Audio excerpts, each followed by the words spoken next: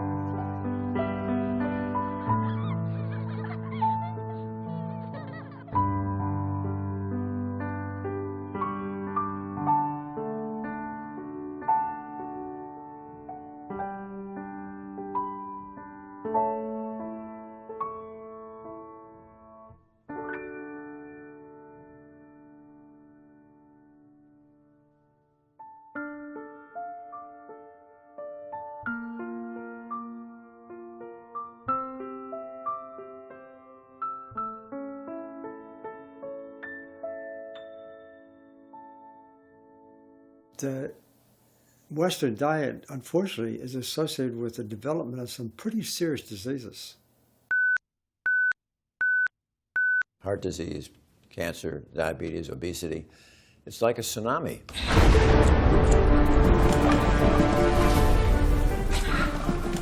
Cardiovascular diseases are the #1 cause of death. Around the globe, more than 17 million people die of a heart attack or stroke per year. The number of cancer cases is rising dramatically. 1 out of every 4 men and 1 out of every 5 women die of cancer. Diabetes has also become an epidemic, and already 1 out of 2 Europeans and Americans is overweight.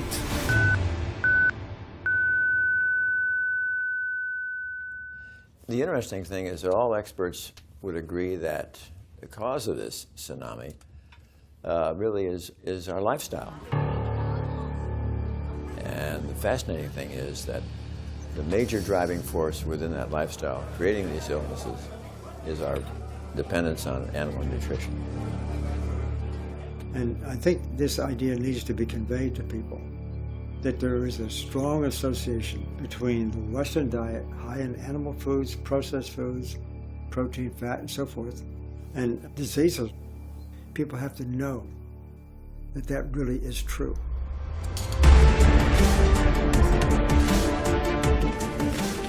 Never before have we been so well informed about nutrition. In theory. In practice, in everyday life, we succumb to mindless cravings. We devour instant meals, gobble cafeteria fare, and stuff our faces with fast food. And practically always contained in these products, meat. Früher war Fleisch das reiche Leute essen. Und der Normalbürger hat es nicht gekriegt. Später hat er es dann einmal die Woche gehabt, Sonntagsbraten. Und jetzt können wir uns das leisten, alle wie die Könige und die Fürsten zu leben.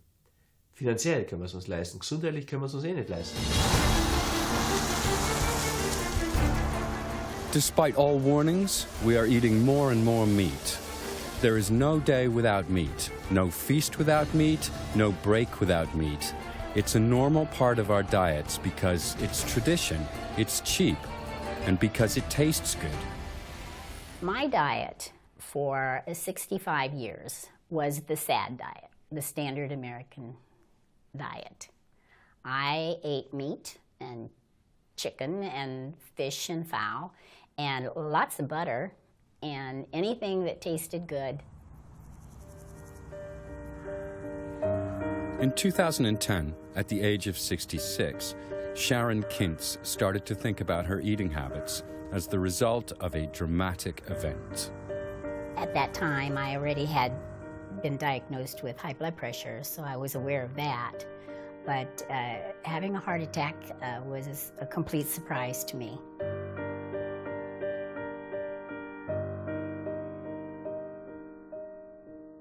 The only symptoms that I had leading up to that was heaviness in my arms, pain in my jaw, and I would be tired, more tired than usual. This health nightmare put Sharon Kintz in the intensive care unit.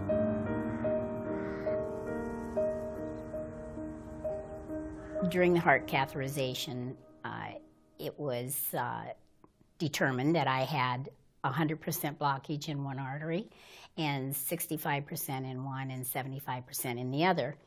So there actually was very little options open for me other than open heart surgery. Cadwell B. Esselstyn is an expert in the field of heart disease, a well-renowned surgeon and researcher, and one of the best doctors in the United States.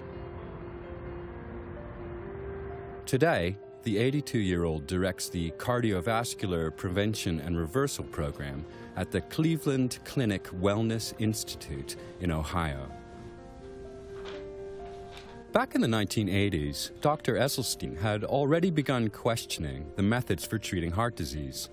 They only combated the symptoms, but didn't get rid of the cause.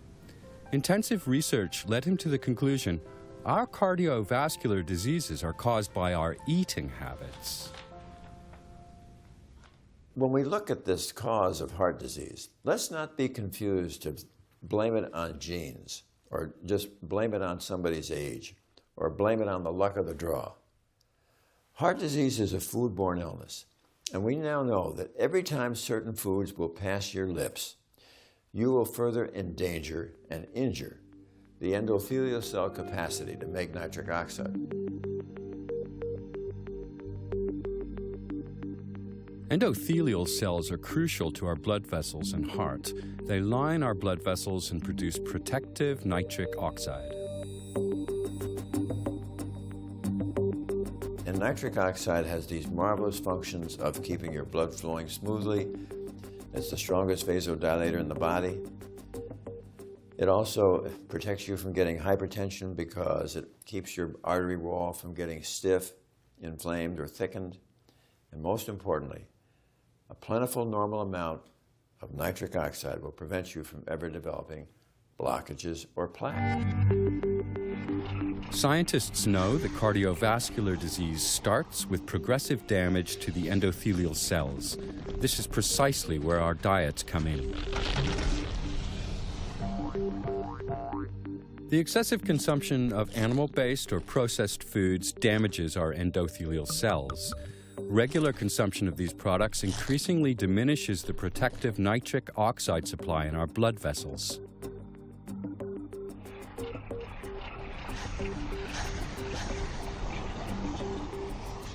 This leads to inflammation and a hardening and narrowing of the blood vessels.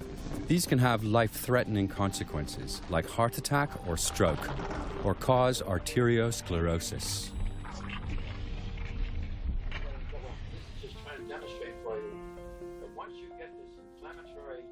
Years of research and personal experience have provided Dr. Esselstyn with conclusive evidence that a plant-based diet can not only prevent the progression of heart disease, but can also reverse its effects.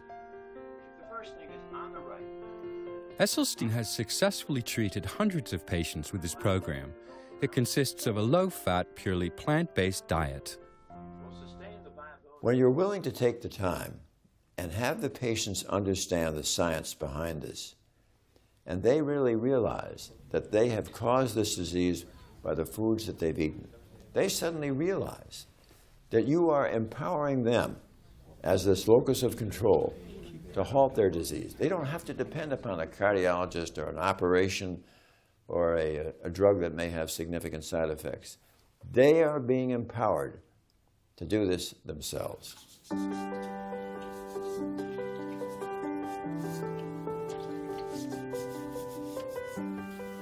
With Dr. Esselstyn's help, Sharon Kintz, too, completely restructured her diet, doing away with all animal products. She turned down the heart surgery recommended to her by her doctors. Sharon Kintz decided to use food as medicine.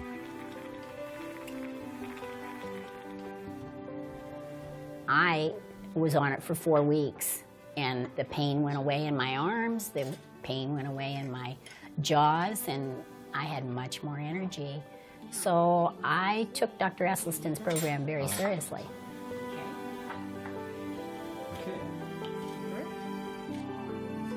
When Sharon Kintz was first diagnosed, she could hardly walk anymore. And nearly 2 years after her treatment with Dr. Esselstyn, she is physically fit again. And she has fulfilled one of her dreams. In 2012, at the age of 68, she successfully took part in a half marathon for the first time in her life. I know people are cramped for time, but you're talking about your health. If you want to live a long, healthy life and be able to contribute something, then you have to take care of your body. In order to do that, you have to, in my opinion, eat plant-based.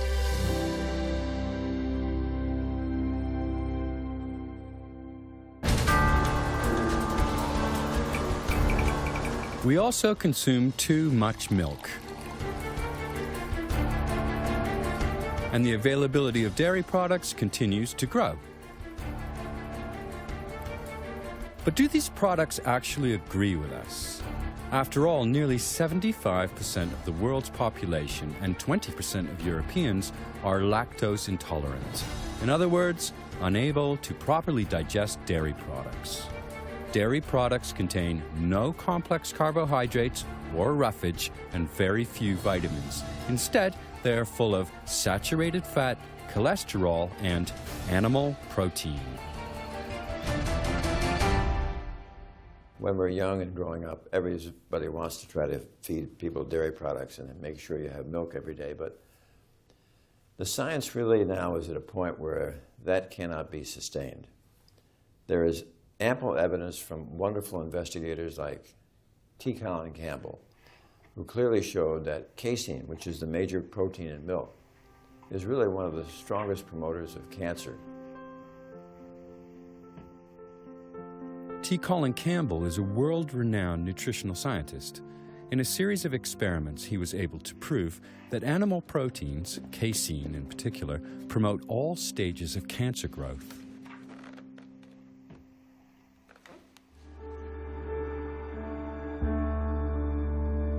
In experiments, rats were given carcinogenic substances. Afterwards, half were fed a 5% casein-enriched diet, and the other half 20%. 20% roughly corresponds to the amount consumed in Western diets.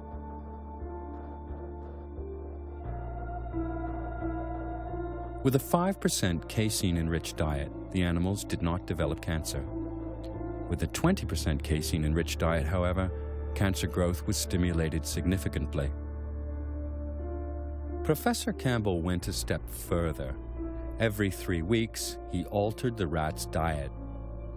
So the next thing we did some studies to start out with animals here, and then let the cancer start to grow with 20% casein, and then we switched it to 5%, it went off. We gave the 20% back again, came back again. We put it on 5%, it came off. So we could turn on and turn off cancer development just by switching the amount of casein being consumed. These findings are also supported by evidence with humans. We also know that all the saturated fat and the casein in dairy helps to accelerate and promote heart disease. And then we have this whole problem of fractures in the elderly. So here we have this problem of increasing cancer, increasing heart disease, and increasing fracture. Not a good thing. Dairy really should be out. Es wird sehr viel darüber diskutiert, dass wir ohne Milch nicht genügend Calcium aufnehmen. Calcium ist wichtig für die Knochenstabilität, soll Osteoporose vorbeugen, aber Untersuchungen von Menschen, die überhaupt keine Milch und keine Milchprodukte verzehren, zeigen, dass dort die Osteoporose-Häufigkeit sehr viel geringer ist als bei uns. And dairy also has, and there's good evidence for this, it has some allergenic properties. It tends to be associated with allergies, either directly associated or enhancing the allergies coming from another source. And so we see things like, in the case of teenage boys, we get this acne. They get this acne sometimes, the skin problem. A lot of that is due to their consumption of dairy. Stop dairy, goes away. Dairy is associated with migraine headaches. I know of a lot of people, have these migraine headaches. It's kind of an allergy kind of thing, as is acne. That's kind of an allergy kind of thing. You stop that, it goes away. And it's very fast.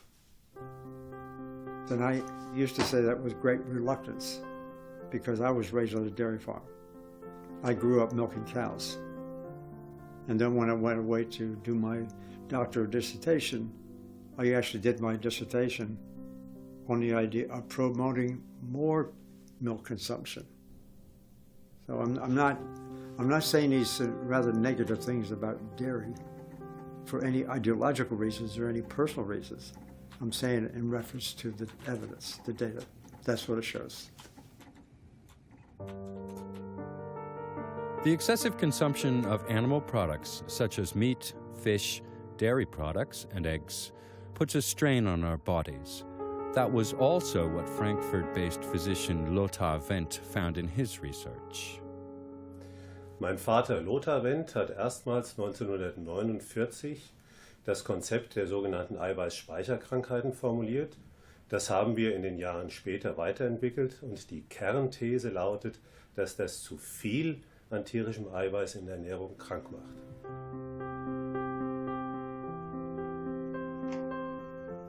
T. Colin Campbell arrived at the same conclusion. He has been at the cutting edge of nutritional research for more than 40 years, and in the 80s and 90s, he directed the China-Cornell-Oxford project, better known as the China Study. This is the most comprehensive nutrition study in the history of biomedical research to date. It confirmed Campbell's theory.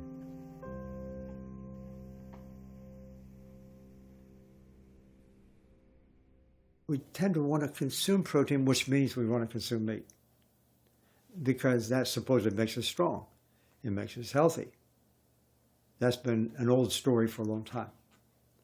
But in reality, as we put more and more protein or meat into our diet, we see these diseases start to appear. The China Study, as well as numerous other studies, demonstrate one thing above all. The higher the consumption of animal products, the greater the frequency of heart disease, cancer, diabetes, and countless other chronic diseases. Even small amounts of animal products can have a negative effect on our health.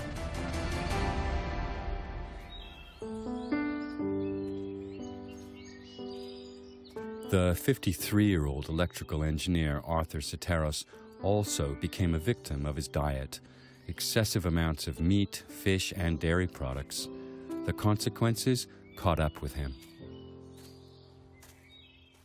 My first health issues started about 20-some years ago. About 20 years ago when I was about 30, 32 years of age. I was diagnosed with type 2 diabetes. About 10 years later, propagated into heart disease. My first encounter with heart disease was at age 42.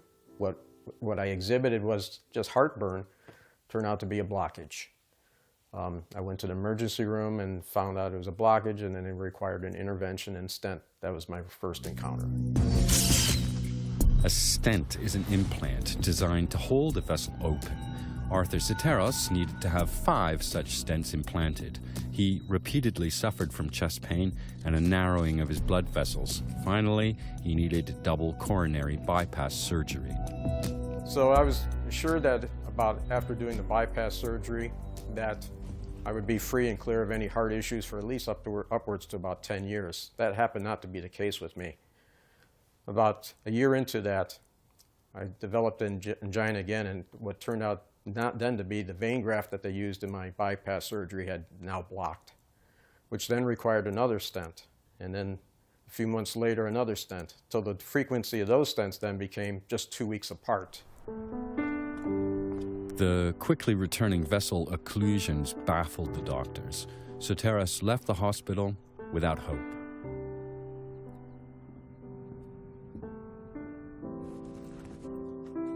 I wept and I cried like a baby because I wasn't ready to die.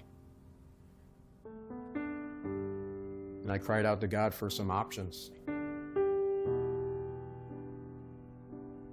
I think God saved my life. I think it was God's mercy and grace that actually gave me options and set my path straight and pointed me in the direction of plant-based.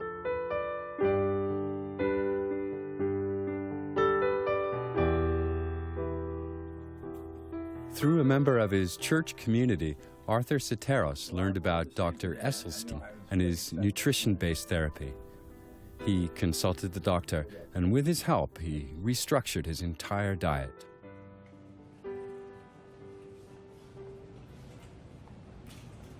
Within about 30 to 40 days from that point, the angina that I was experiencing again and the facial numbness that I experienced during my heart disease, it was gone. And it was then by following this diet of going plant-based, within about 5 months from that point on, when I was doing a follow-up with my cardiologist and family physician who has been monitoring my diabetes, said that my diabetes was gone. And then I followed up at that same time in October of 2010 with my optometrist. The prescription glasses that I was wearing, they looked at them and said, why was I wearing these things? That all I needed was just reading glasses. So then with the reversal of my diabetes, my eyesight got better. Arthur Soteris' heart condition has disappeared. His blood test results are normal, and he's been able to markedly reduce his medication. He also lost 20 kilograms of excess body weight. I feel better now at age 53 than I did at age 30.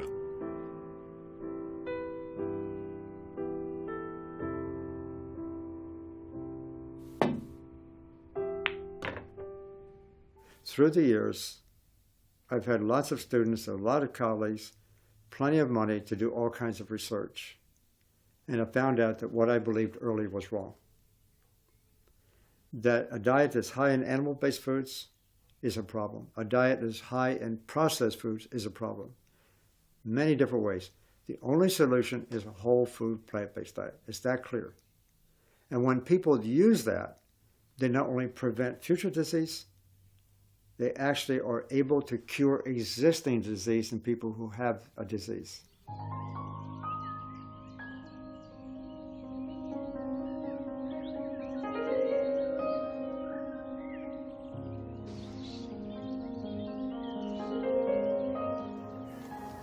Ich erhielt im Dezember 2006 die Diagnose Lungenkrebs im Endstadium. Metastasen hatten sich gebildet, die Lymphknoten waren befallen, der Tumor wurde entfernt, die Lymphknoten ebenfalls. Danach wurde mir eine Chemotherapie empfohlen, die habe ich abgelehnt. Stattdessen habe ich einen Arzt konsultiert, der die Heilung mit pflanzlichen Mitteln bevorzugt. Ich bin seinen Ratschlägen gefolgt und bin heute krebsfrei, weil ich auf den Konsum von tierischen Produkten verzichtet habe und dem Konsum von pflanzlichen Produkten den Vorzug gegeben habe, aber hier in erster Linie den unbehandelten, den naturbelassenen, den Pflanzen, Gemüsen, Obstsorten und anderen Lebensmitteln, welche nicht erhitzt werden und so ein Maximum an Nährstoffen an mich weitergeben konnten. Das ist der Grund, meiner Meinung nach, warum ich heute frei von Krebs bin.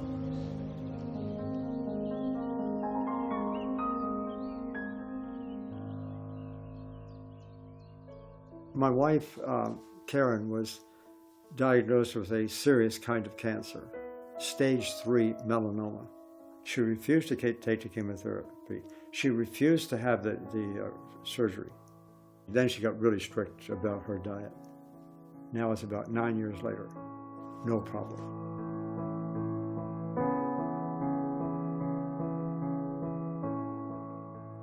Die pflanzlichen Lebensmittel sind deshalb vorteilhaft, weil sie bestimmte Substanzen enthalten, die wir in tierischen Lebensmitteln überhaupt nicht finden. Zum Beispiel Ballaststoffe oder auch sekundäre Pflanzenstoffe. Wie der Name schon sagt, werden diese Substanzen von den Pflanzen synthetisiert.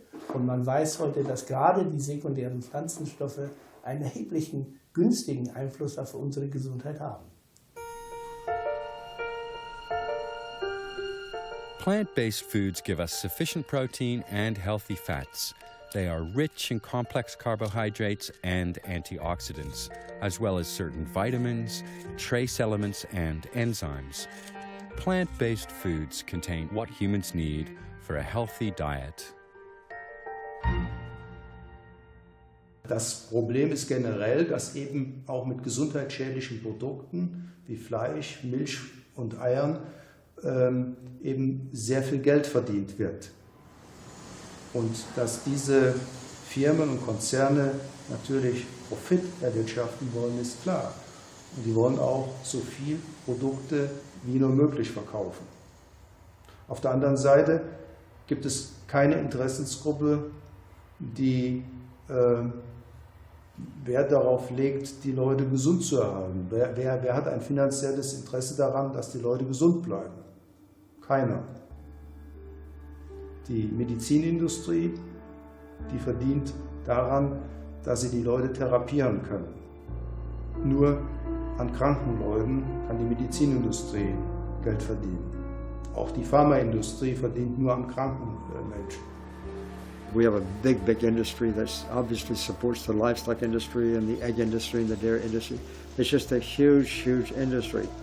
And unfortunately, they have infiltrated the academic community. They've also infiltrated the government. And I know both because I'm in academia. That's been my entire life. I see what they do. Maybe they bring some money to have some research done.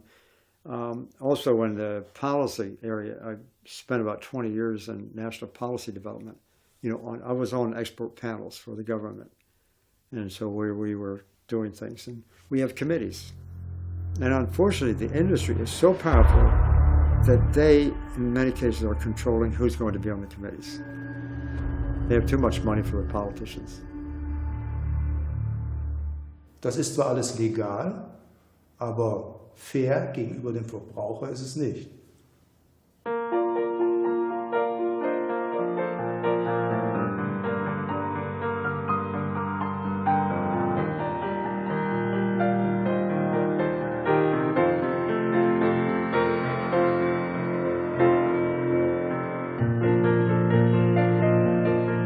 I was actually raised eating the typical diet, and when I was about 22 years old, I became a vegetarian. And about 5 years later, when I was 27, I went to a completely plant-based diet, and that's been 33 years now. I'm 60 years old, and it's been terrific. I feel great, I have a lot of energy, and it's not just me. People that I know who are also a long time on a plant-based diet are doing great as well.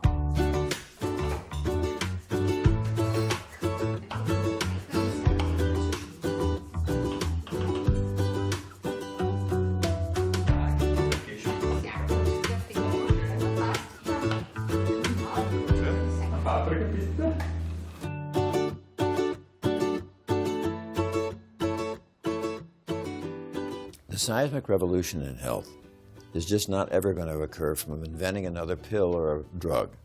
It's not going to come from inventing another procedure or an operation. But the seismic revolution in health can come about when those of us in the healing profession are able to share with the public what is the lifestyle that would protect them from these chronic, common, and killing diseases.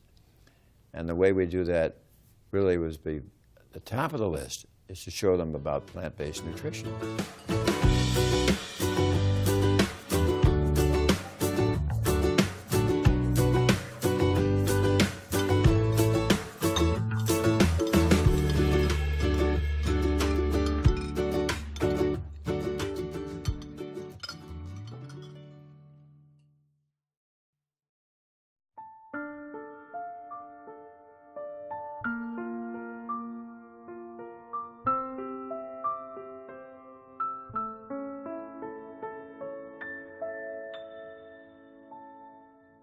Immer mehr Menschen fressen immer mehr Tiere, weil immer mehr Menschen sich Fleisch leisten können.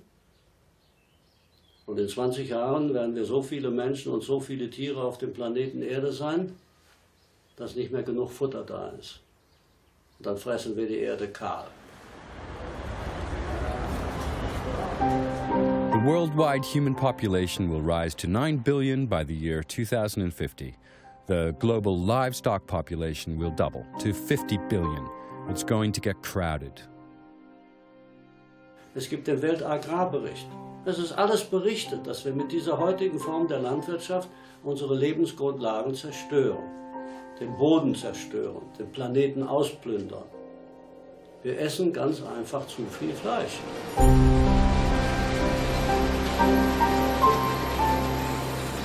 The growing consumption of meat accelerates climate change and species extinction. It damages the soil, water, and air, and it spurs global starvation. Appetizing, vacuum-packed portions of meat suggest none of this.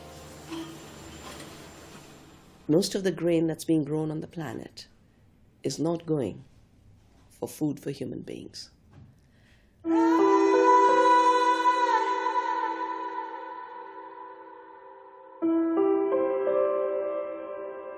We're growing plenty of food to feed everyone.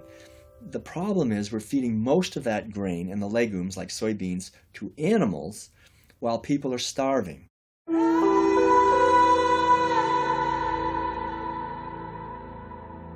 Worldwide, 1.8 billion people are starving. Every 6 seconds, a child dies of malnutrition. That's nearly 15,000 children a day. A sign of poverty, not for the poor, but for the rich. Only 2% of the soya in the United States is being eaten by human beings. About 70% goes for animal feed. About 28% is going for biofuel, diesel made from soya bean. So it's meeting the hunger of profits, not the hunger of people.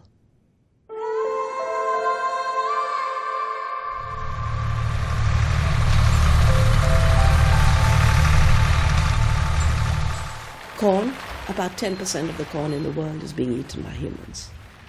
Most of it is going to torture animals. I don't say feed animals because animals did not want to be fed with grain. It doesn't suit their digestive system. So we're talking about a system that is creating hunger on the planet in the name of feeding people.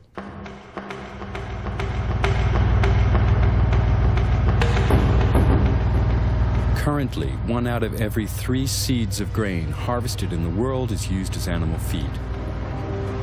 However, industrial nations can no longer produce these huge amounts of fodder themselves. Thus, Europe already imports 3/4 of its animal feed, including 35 million tons of soybeans alone, mainly from South America.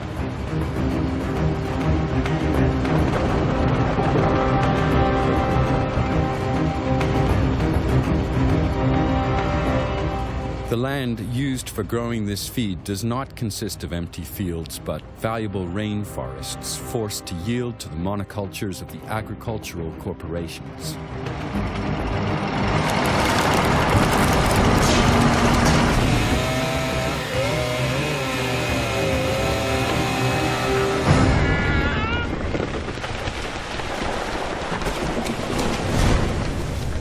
One of the really shocking things about this desire of more and more people to eat more and more meat and to eat it more and more cheaply is the awful effect that it's having on the environment. So whole forest cleared to graze livestock or to grow grain to feed livestock, and it's having a shocking effect on the environment.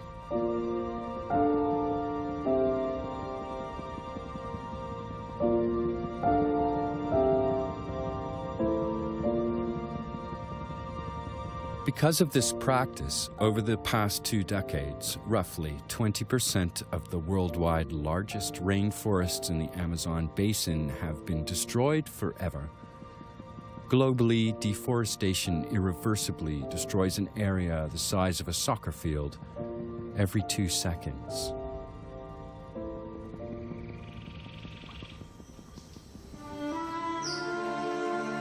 And this, although tropical rainforests are among the Earth's most valuable treasures. Nowhere else is there such a rich diversity of species. Moreover, these forests stabilize the world's climate as enormous reservoirs of carbon dioxide. That makes them more valuable than meat.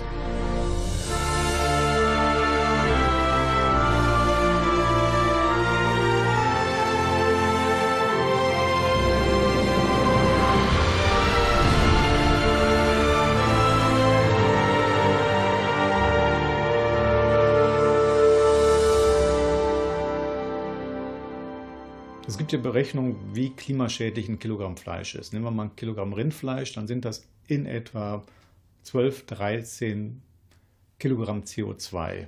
Wenn man das mal umrechnet in Autokilometer, wenn ich einen kleinen Pkw nehme, dann kann ich etwa 100 Kilometer fahren. Das entspricht dem Kilogramm Rindfleisch. Bei Geflügel und Schwein ist es ähnlich. Dort sind es dann 50 Kilometer, die einem Kilogramm Schweinefleisch oder Geflügelfleisch entsprechen. Nimmt man da Gemüse, da landet man bei 600 Gramm. Das sind also dann ein paar Kilometer nur. Da sieht man schon, wie klimaschädlich letztendlich die Tierhaltung ist oder wie klimaschädlich mein Fleischverzehr ist. Also wenn ich was fürs Klima tun will, sollte ich natürlich weniger Auto fahren, aber ich sollte genauso auch weniger Fleisch essen. Among the side effects of the meat and dairy industry is the production of methane gas. It is primarily generated in the stomachs of ruminants like cattle. Experts estimate that methane is 25 times more detrimental to the climate than CO2. An even greater concern than methane is nitrous oxide, which is nearly 300 times more harmful to the climate than CO2. It is released through the use of synthetic fertilizers.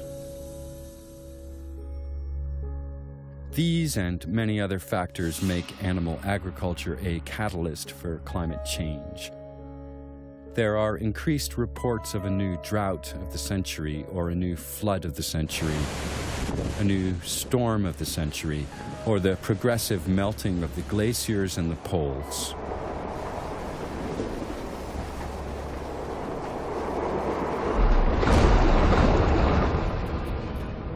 Intensive animal farming doesn't just stink to high heaven, the excrement produced is also polluting our soil. For each kilogram of meat produced, roughly 6 kilograms of slurry are generated. Among other things, slurry releases ammonia, which poisons the surrounding air and causes long-term damage to the soil.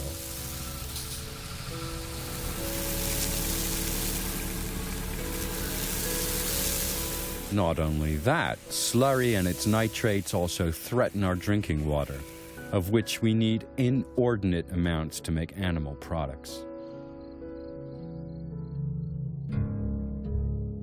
For 1 kilogram of eggs, 3,300 liters are needed. For 1 kilogram of chicken meat, 3,900 liters. For 1 kilogram of pork, 4,800 liters. For 1 kilogram of cheese, a whopping 5,000 liters. And an all-time high of 15,500 liters are needed to produce 1 kilogram of beef. Plant production has a much better track record. Cultivating 1 kilogram of grain requires 1,300 liters of water.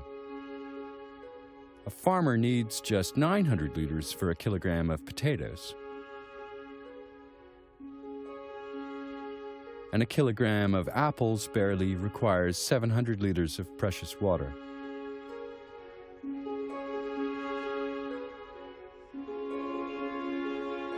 This entire meat industry has today become a scandal on the planet. It should not exist in the form in which it exists. To force everyone into destroying the Earth's resources is a crime against the Earth. And it's a crime against our bodies, because our bodies weren't designed for this kind of diet. Altogether, this is a recipe for biological disaster, biodiversity disaster, water disaster, climate disaster, health disaster. Diese Form der Landwirtschaft, wie wir sie heute uns eingerichtet haben, eigentlich erst in den letzten 50 Jahren, die ist in dieser Form nicht haltbar. Das kann nicht gut gehen. Jeder, der den Kopf hat zum Nachdenken und der Augen hat zu lesen und Ohren hat zu hören, der weiß das. Und da muss man sich wundern, warum ändert sich nichts? We were made to believe that meat-based diets are superior to plant-based diets, a lie that has been exposed by medical experts again and again and again. So what do we need to do? We need to bring diversity back into our farms. We need to bring harmony back into our farms. We have to celebrate diversity. We have to work with farmers. We have to know our farmers.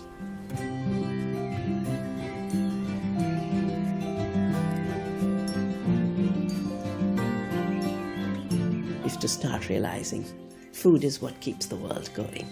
Food is the energy of the world. And we have to know exactly where in that chain we entered so that we don't do more harm. We reduce the harm. And in the process we celebrate. Food is life and life is food.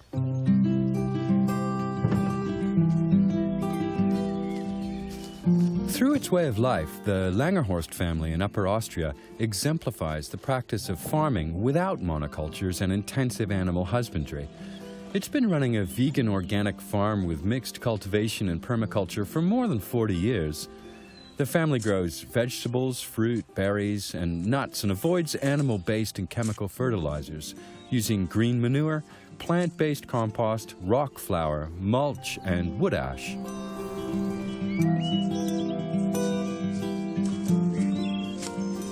Die pflanzliche Landwirtschaft hat uns gezeigt, dass wir auch von einem kleinen Hof anstatt von einem großen Hof leben können. Wir bewirtschaften nur 3,5 Hektar und davon leben wir im Vollerwerb und sind wirklich sehr dankbar, dass dies möglich und auch praktikabel ist.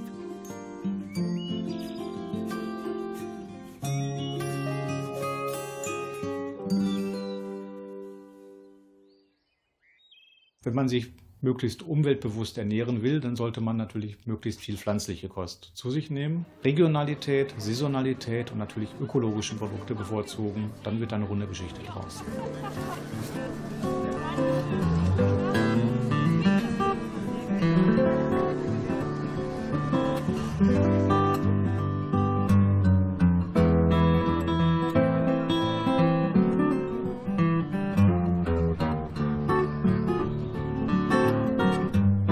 Nature shows us how to solve our problems, our personal problems and the ones that involve the whole world. We just need to take action. If we look at the chances according to human possibilities, human intelligence, human longing for good, decent food, I think the chances are extremely high that we could all live on a good, healthy, organic, plant-based diet.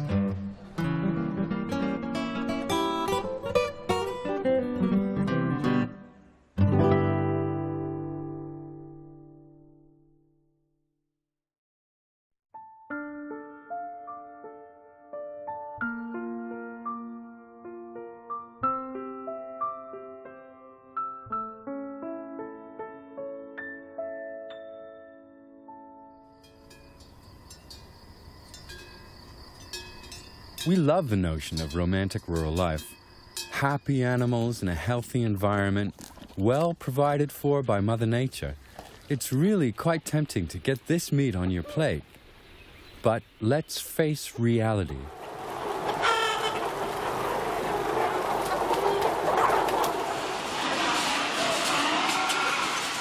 Seinerzeit hat er so ein paar 10 Stückel Viech gehabt, heute haben es Tausende oder Hunderte. Das heißt, dieser Bezug zum Tier ist nicht mehr da. Es ist halt einfach wirklich nur mehr Ware.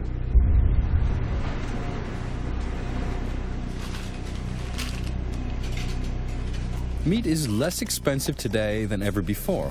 A cheap product. about 98% comes from factory farms, where conditions are beyond imagination. Rarely in the past has the term industry smacked of a contempt for life as it does today. In der intensiven agrarindustriellen Haltung werden die Tiere nicht mehr als Individuen gesehen, sondern als bloße Produktionsmittel gleichsam wie Blechdosen, Autoersatzteile oder lediglich als Gebrauchsartikel mit dem Ziel höchstmöglichen ökonomischen, sprich wirtschaftlichen Gewinns.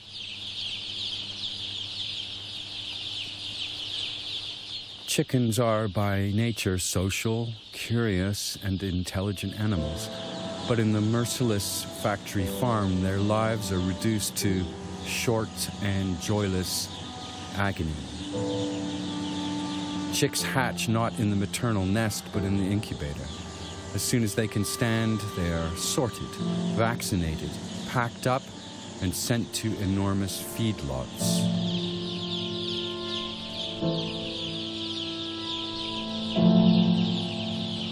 In these animal prisons, they reach slaughtering weight in record time, never seeing daylight and under extremely crowded conditions.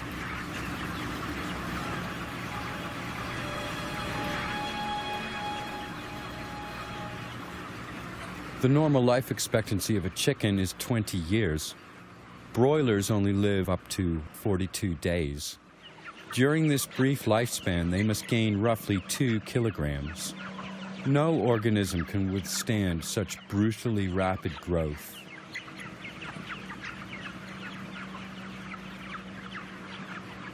Die Tiere nehmen so schnell an Gewicht zu, dass also die Entwicklung des Skeletts gar nicht mitkommen kann und liegen dann also sowohl die Masthühner wie auch die Mastputen am Ende der Mast fast nur noch auf ihrer eigenen Brust, weil die Gliedmaßen das zunehmende Gewicht nicht mehr halten können.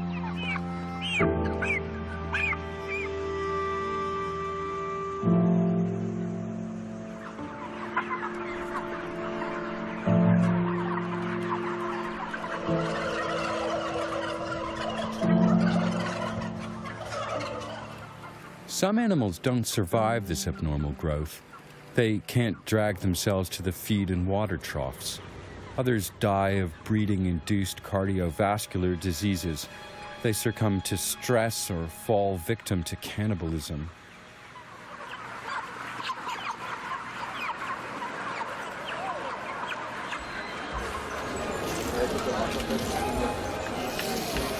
All these are facts we are often not aware of when eating meat, and which the meat lobby is glad to keep concealed.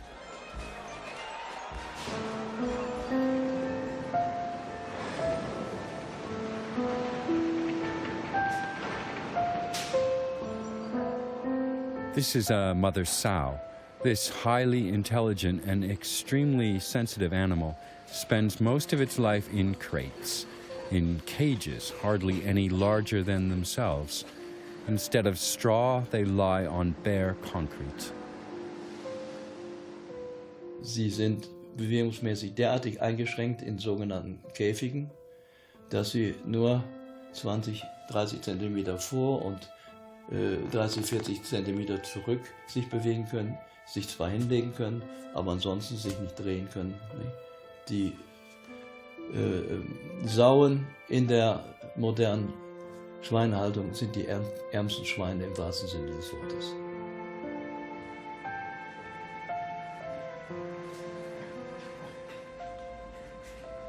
In nature, mother sows build big, soft nests for their offspring. In factory farms, however, this isn't possible.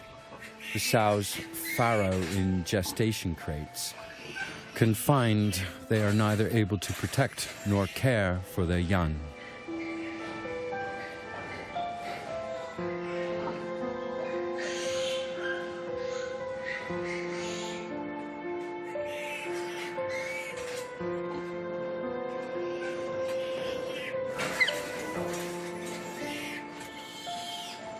Not long after birth, the piglets' tails are docked as a precaution against cannibalism. In addition, male piglets are castrated by ripping out their testicles. Everything without pain relief because an object's pain doesn't matter.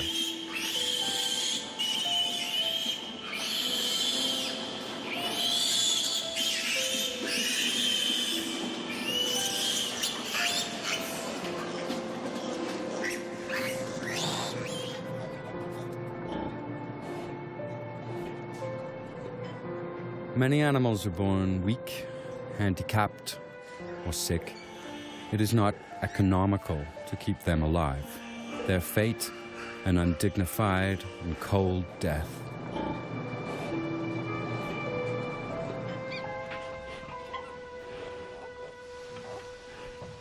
In the agonizing lack of space, the immobilized mother sows sometimes crush their own offspring.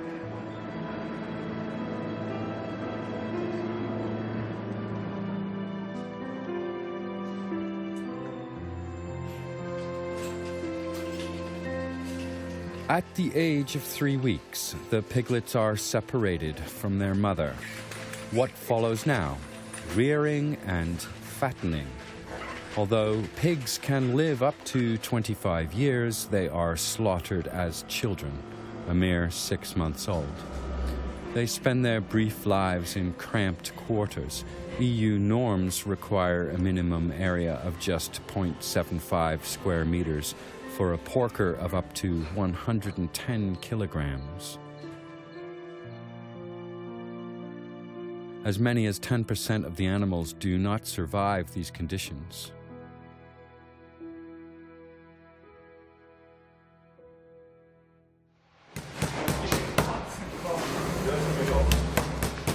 In spite of this, only a few people are willing to do without a pork chop or a schnitzel.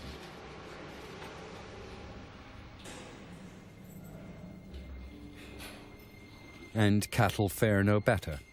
Many animals spend their lives in narrow stalls, the lucky ones in open pens. Many, however, vegetate in tether stalls.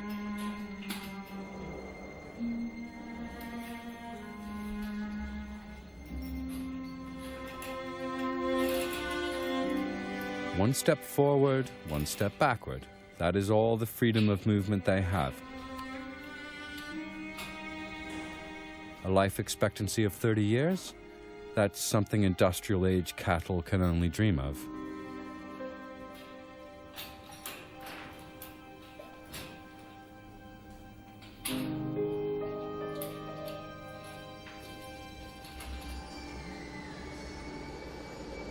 Heutzutage gibt es also riesen Herden. Und die werden immer größer und da merkt kein Mensch mehr, wenn eine Kuh krank ist. Das merkt dann meistens nur noch der Milchroboter, der dann auch feststellt, dass die Milchleistung zurückgeht, oder die andere Maschine merkt dann, dass das Futter nicht aufgefressen worden ist, und so wird überhaupt nur noch registriert, dass ein Tier oder mehrere Tiere krank sind.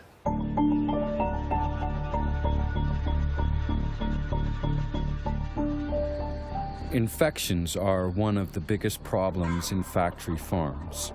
The crowded conditions promote the rapid spread of bacteria. Overbreeding, a lack of hygiene, and ignoring natural needs put a huge burden on the health of the animals.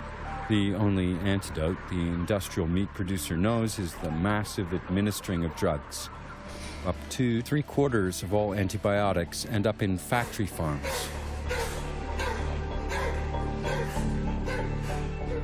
Das System der Tierhaltung ist so krank, dass es diese Antibiotika inzwischen benötigt. Würde man diese Antibiotika wegnehmen, würden die Tiere tatsächlich massenhaft krank und sterben. Das heißt, das ganze System ist in sich eigentlich völlig krank. The routine and improper use of antibiotics in factory farms presents a big health risk, not just for the animals. Because more and more bacteria strains are becoming resistant, which renders antibiotics ineffective. If these antibody-resistant bacteria infect humans, we get sick too. But often medication no longer works. Globally, more than 700,000 people die from infections because the bacteria they have consumed has become resistant to antibiotics.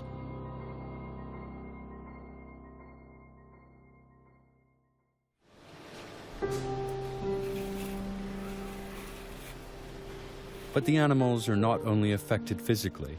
Industrial farming harms them on all levels.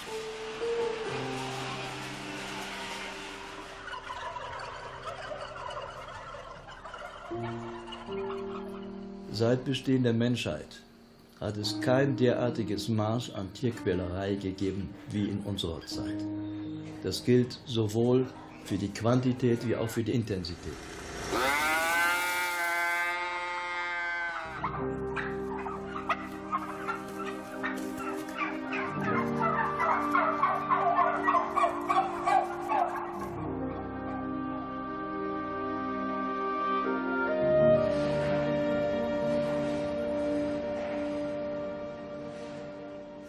Having once seen pigs in one of these intensive farms, I was so shocked.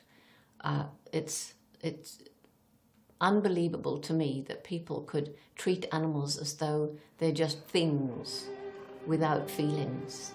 And so many people say to me, oh, but they're being bred to eat, so it's okay, but it's not okay.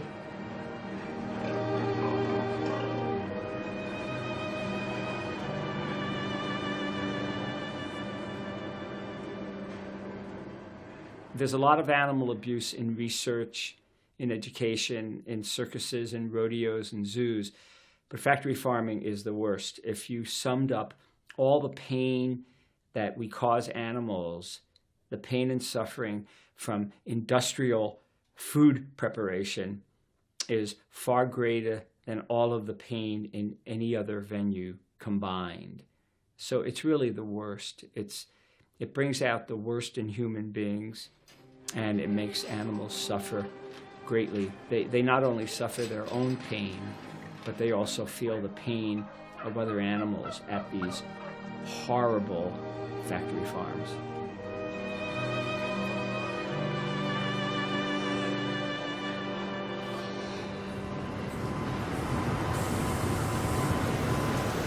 Not only our meat consumption promotes the suffering of animals, but also our growing demand for milk.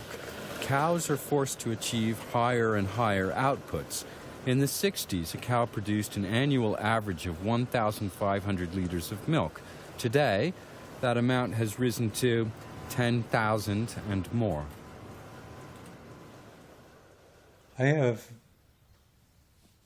quite a few vegetarian friends who consume dairy products, and they believe this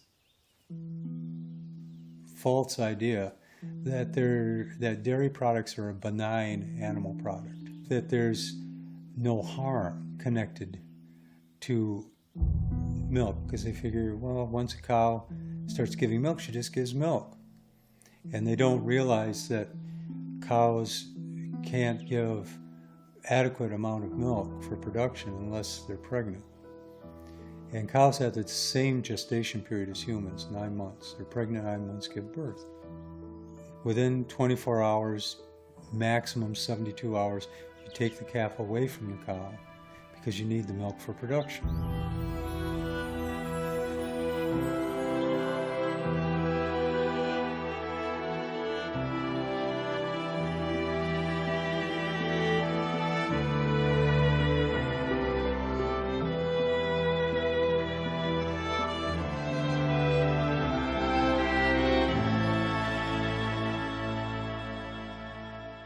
It's a terrible business.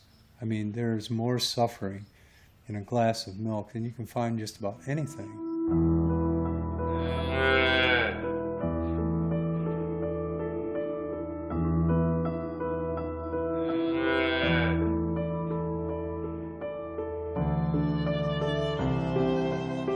The calves will, bawl and bawl and bawl.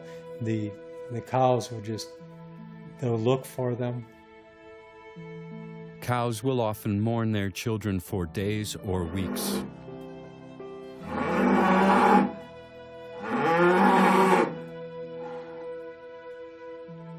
they do miss their calves. The calves miss their mothers.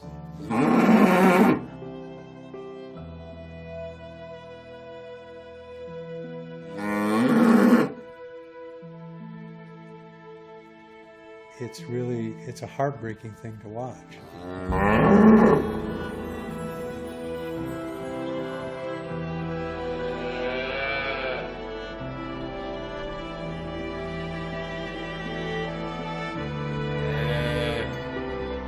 In factory farms, calves are being born constantly, but they serve no useful purpose and are soon put to different use. Let's say a cow is alive for 4 years. She'll have 4 calves. Just genetic roulette. 2 are going to be male, 2 are going to be female. The 2 males have no use to the dairy industry. They're going to go to auction within a day to 2 or 3 days after birth. You only need 1 female to replace the mom. So 3 out of 4 calves go to slaughter right after they're born.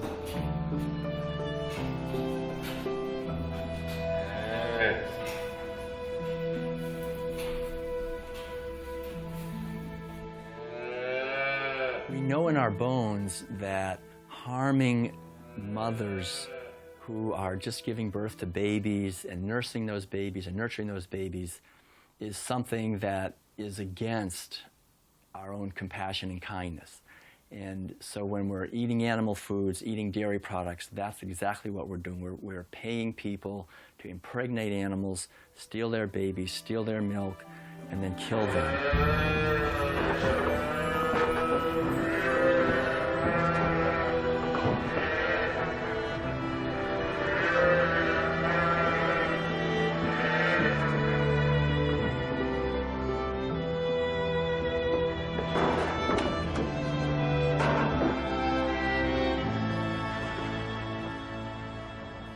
I always say to people, especially women, imagine that. Imagine that you was pregnant.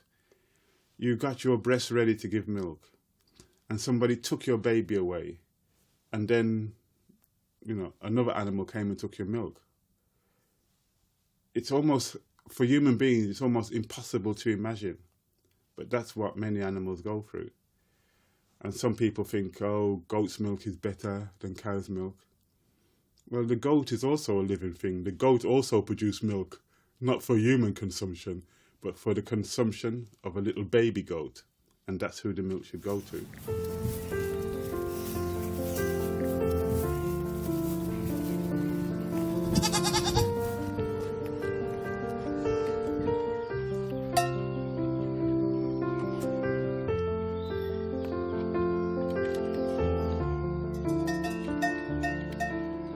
People wonder whether animals, including farm animals, have emotional lives, and the science tells us that they do.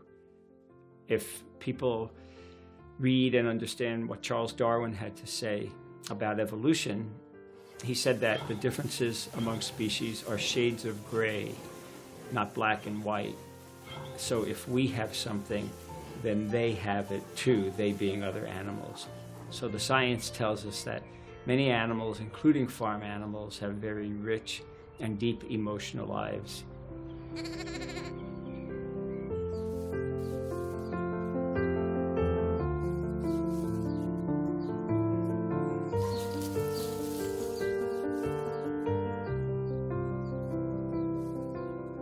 The main thing is that, these farm animals, when you know them as individuals, they're just wonderful. I mean, there's nothing like hearing the whicker of a horse when you come and he's pleased to see you, and the cows chewing the cud and the sweet breath that they have out in the fields. And pigs, well, pigs are as intelligent as dogs and more intelligent than most. And when I was a little girl, I used to want to have a little troop of pigs and train them and go to a circus. Well, now I know circuses are bad, but when I was a little girl, pigs are amazing, just incredible.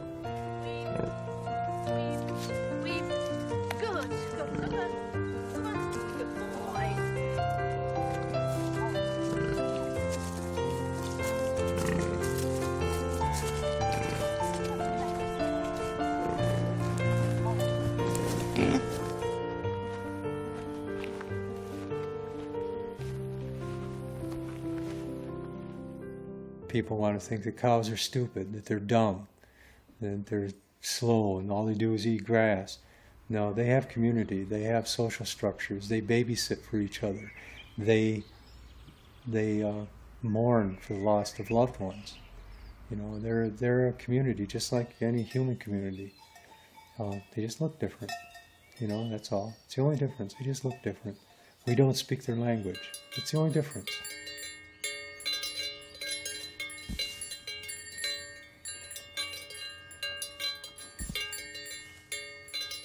We know, for example, that chickens display empathy.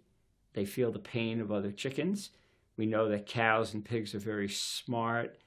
They miss one another. They love to be around friends. Cows and pigs are extremely intelligent. They can learn very complex tasks. So I like to say that the animals who we eat are very smart and they're very emotional. They're not what we eat. So if there's an animal on the plate or at the end of a fork, it's who's for dinner, not what's for dinner. Because when we use the word who, we're referring to an animal who has a very strong inner life and subjective life.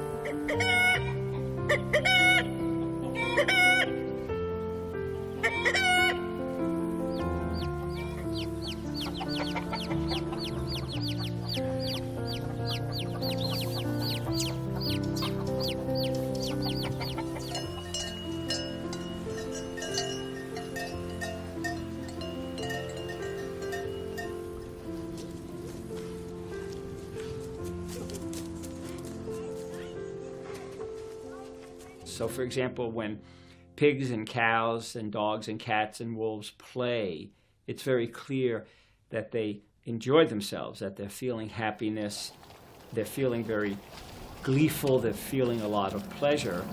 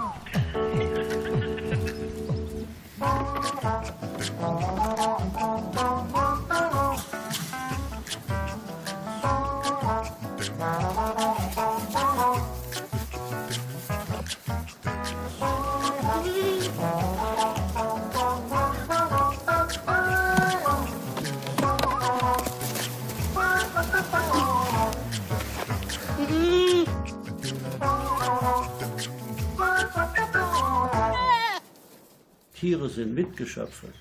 Tiere sind Lebewesen, die Gefühle haben, die es einem zeigen können, wenn es ihnen gut geht. Ich sehe das den Tieren an und sage den Kindern, guck mal, die Tiere können lachen, wenn es ihnen gut geht. Und die Tiere können ihren Kummer zeigen, wenn wir schlecht mit ihnen umgehen.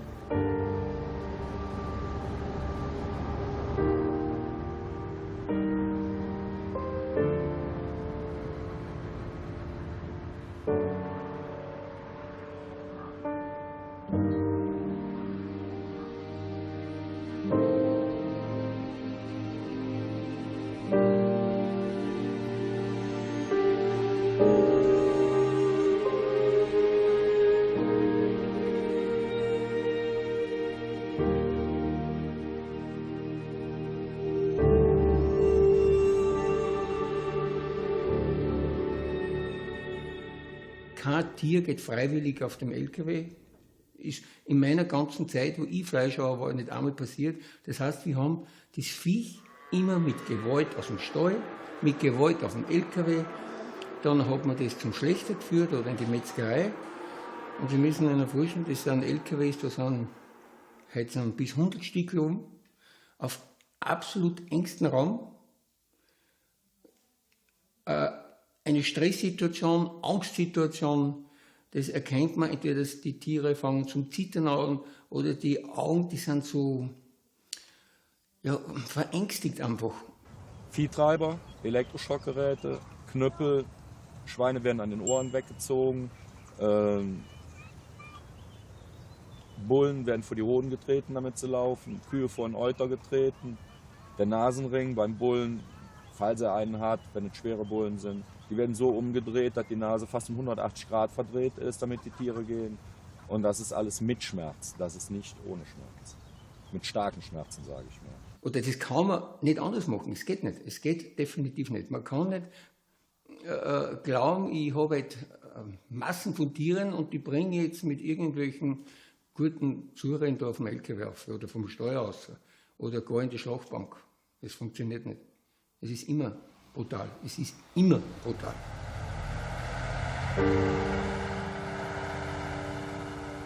Everyone is aware that animals have to die if we want to eat meat, but very few want to know what actually takes place in a slaughterhouse. Slaughterhouses have their reasons for not welcoming visitors. In large industrial slaughterhouses, pigs are often stunned by machine. An electric shock triggers a kind of epileptic attack. This leads to unconsciousness. In smaller operations, stunning by electric current is generally done by hand before the animals are suspended from a conveyor and their throats slashed. Und Schweineschlachten an sich ist halt so schwierig, auch für die Menschen, weil die Tiere schreien ohne Ende. Sie schreien ohne Ende. Das hört sich an, ich habe früher immer gesagt, als wenn kleine Kinder schreien. Warum schreien kleine Kinder? Weil sie Angst haben. Bei den Tieren ist das nicht anders.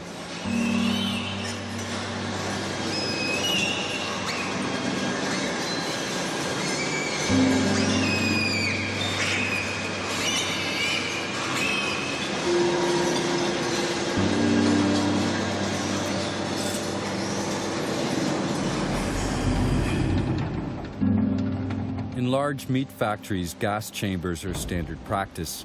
The pigs are herded into a gondola and lowered into a chamber where they are gassed with a mixture of carbon dioxide and air, leaving them unconscious.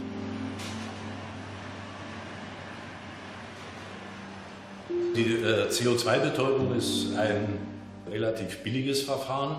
Es hat den Vorteil, wie andere Gasbetäubungsverfahren auch, dass mehrere Tiere gleichzeitig betäubt werden können. Man muss also die Gruppe nicht auseinanderreißen. Der deutliche Nachteil des CO2 ist allerdings, dass die Tiere doch ein Erstickungsgefühl über doch einen ganz erheblichen Zeitraum haben, von 15 bis 20 Sekunden. Also ein Gefühl der deutlichen Atemnot. Die Tiere streben oft nach oben, man hört Lautäußerungen, sie schreien.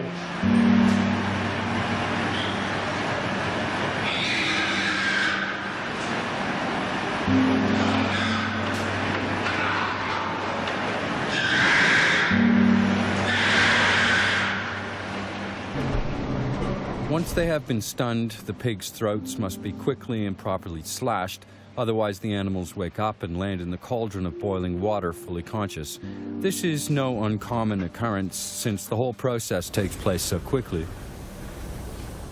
Zur Problematik der Schlachtgeschwindigkeit muss man sicher noch anmerken, dass bei einem Tempo von beispielsweise 750 Schweinen in der Stunde der Mensch, der die Schweine absticht, also der sogenannte Stecher, ziemlich genau 5 Sekunden Zeit hat, dieses Messer in den Hals der Tiere einzustechen. Dazu muss er das Schwein aber erst auch noch greifen, an einem Vorderbein sozusagen in Position ziehen. Er muss das Messer aus der Halterung entnehmen und dann sind diese 5 Sekunden auch schon gleich vorbei. Das heißt, er hat gar keine Möglichkeit, einen Stich in irgendeiner Weise zu korrigieren, wenn er der Meinung ist, er hat keine großen Gefäße erwischt oder er hat große Gefäße verfehlt. Das heißt, das ist sicher ein Problem für die Effektivität der Entblutung. Ich habe sehr oft gesehen, wie Tiere nicht richtig betäubt waren. Schweine, die aus dem Brühkessel geflogen sind oder gesprungen sind, versucht haben rauszukommen, wo ein Kopfschlächter hingegangen ist und hat mit einer Eisenstange nochmal draufgehauen. Das ist eigentlich Standard, das ist völlig normal.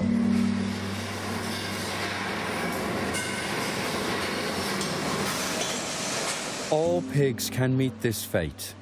Animals from organic farms are no exception.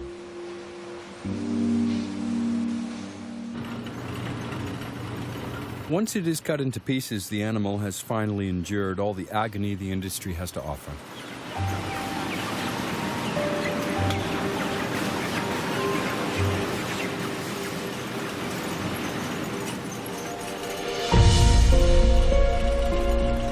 Chickens are processed fully automatically and at a high speed. On average, 10,000 animals per hour can be stunned, killed, cleaned, and cut into parts in a modern slaughterhouse.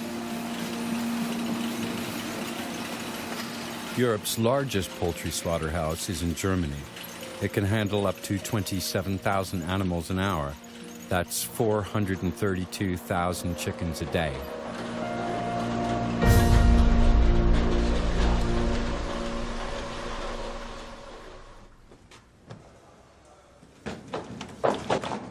The slaughter of cattle starts with a captive bolt stunner, which has been standard procedure for decades. The animals are driven along a chute into a narrow box. Not every animal goes to its death willingly.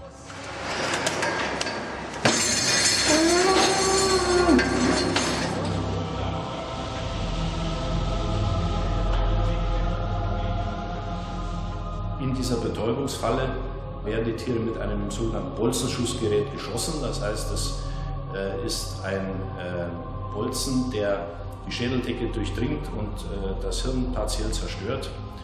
Und die Tiere brechen dann in der Regel sofort zusammen und sind also in Sekundenbruchteilen bewusstlos. Problematisch ist es, wenn der Schuss eben nicht richtig sitzt, wenn die Bolzenschussgeräte nicht richtig angesetzt werden können oder das Tier im letzten Moment den Kopf bewegt. Dann haben wir sogenannte Fehlschüsse. Die Tiere sind entweder nur leicht oder gar nicht betäubt. Und das ist vom Tierschutz her natürlich kritisch, weil dann der zweite Schuss, der dann erfolgen muss, meistens auch nicht mehr richtig wirkt, weil die Schädelkapsel schon eröffnet ist und diese Druckwirkung, die beim ersten Schuss da ist, beim zweiten Schuss eben nicht mehr da ist, sodass ich dann tatsächlich Probleme kriegen kann, das Tier effektiv zu betäuben.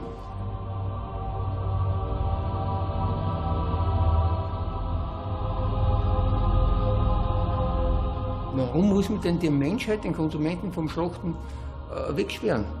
Und es so richtig wäre. Warum denn? Bei keiner Käseproduktion muss er wegschauen. Bei jedem Bäcker gibt es halt Schaubäckereien. Aber eine Schauschlechterei gibt es im ganzen Land nicht. Da dürfen wahrscheinlich alle Zuschauer reihenweise umfallen. Weil es so brutal ist. Weil es einfach Gewalt ist.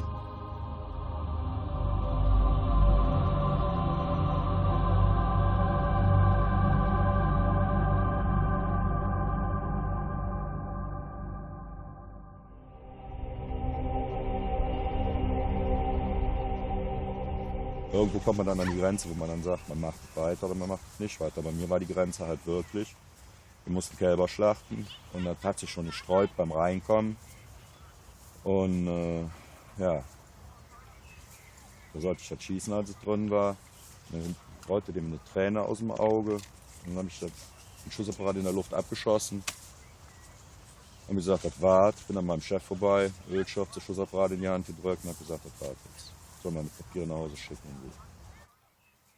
Ich war nichts anderes als der Auftragskiller, oder der Söldner für alle die Fleisch essen, war ich der Söldner. Das heißt, ich habe Geld kassiert, für das bringe ich die um, bringe ich Viech um. Und wenn mir das bewusst ist, habe ich aufgehört.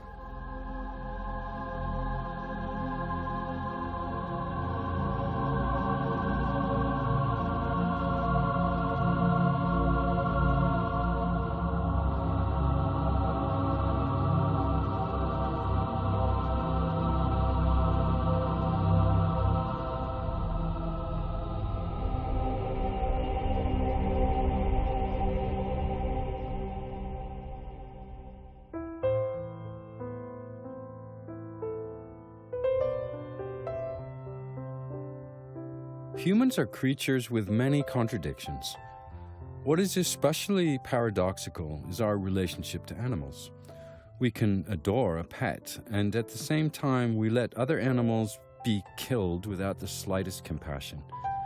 Dr. Melanie Joy calls this phenomena carnism. Carnism teaches us to place animals in categories in our minds. Some animals we love. Dogs and cats are our companions, our family members, our friends, for instance.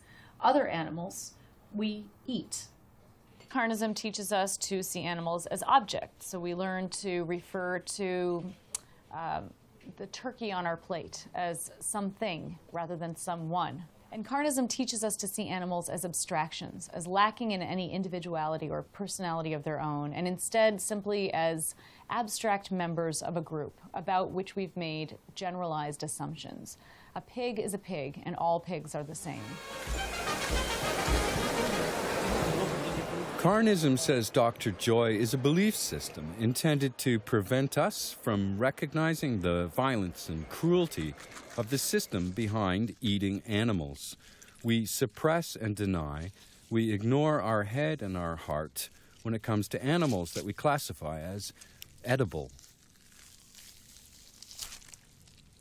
Choosing one animal to eat and one animal to be a pet is just, some people call it speciesism. It's just it's a kind of racism. It's a kind of favoritism. And it's a kind of just following a particular culture. Now, what we have to do is we have to build a culture and traditions based upon compassion.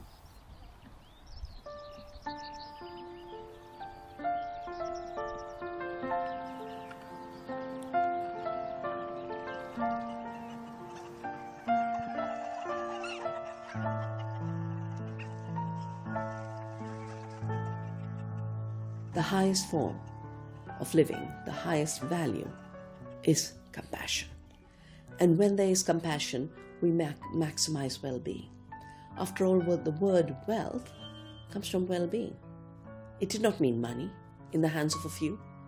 It meant well-being shared across life spectrum.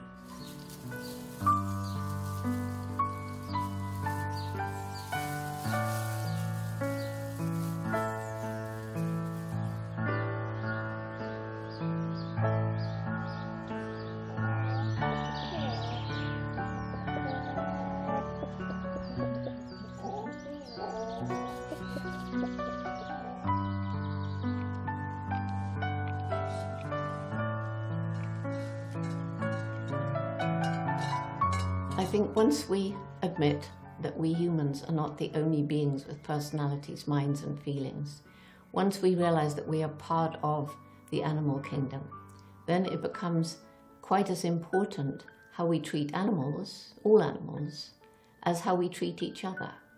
And so only when we show respect and consideration and concern for other living beings can we imagine a world that's more peaceful than the one today.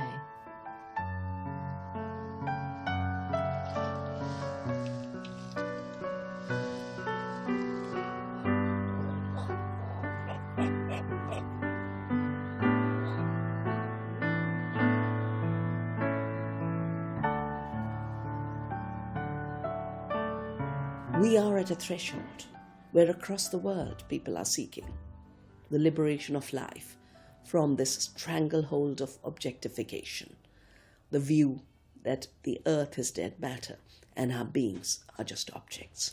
We have to rise in subjecthood, of an interconnected subjecthood, where no life is less important than any other life, And human beings are definitely not the emperors over the rest of life, are just one strand in that web of life.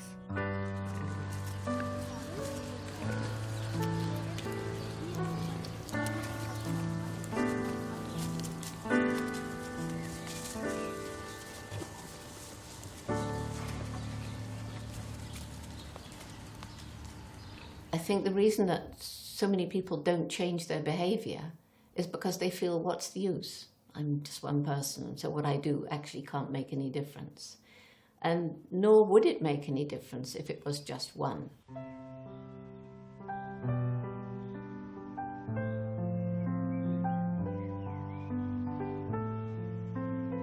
But more and more and more people are coming to understand what the problems are and what they ought to be doing.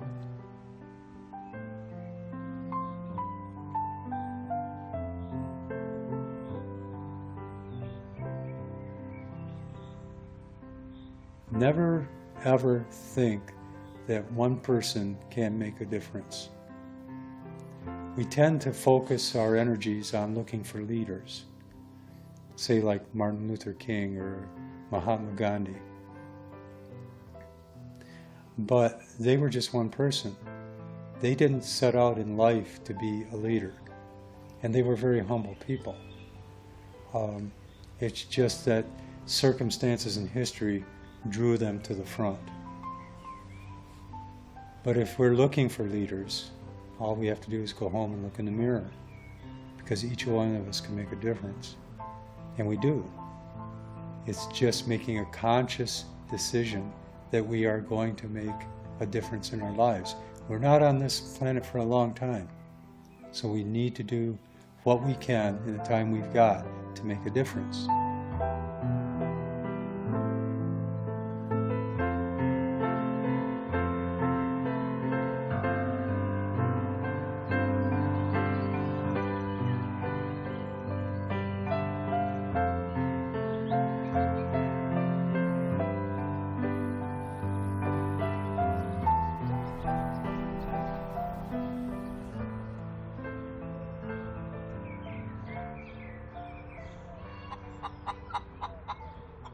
Für mich war es immer wichtig zu betonen, dass wir als Erwachsene alle Vorbilder sind.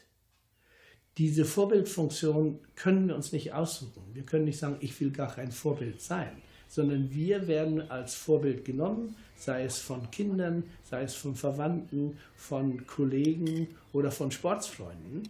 Und ich glaube, diese Tatsache, dass wir als Vorbild genommen werden, sollte uns dazu motivieren, dass wir uns auch vorbildlich verhalten.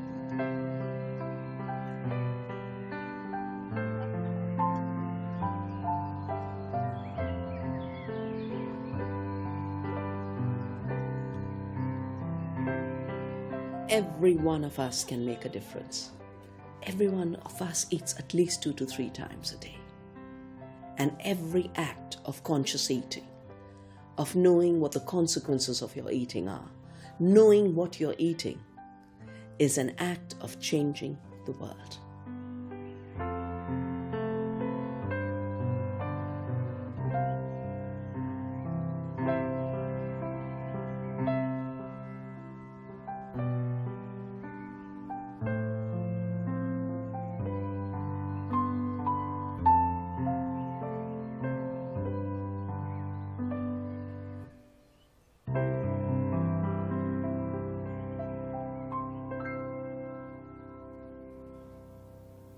I think the most important message that I have is to remember that you, and I'm speaking to you watching this film, you make a difference. You as an individual make a difference. What you do each day actually is affecting what's going on in the world each day. So your life matters, you matter, and use your life wisely.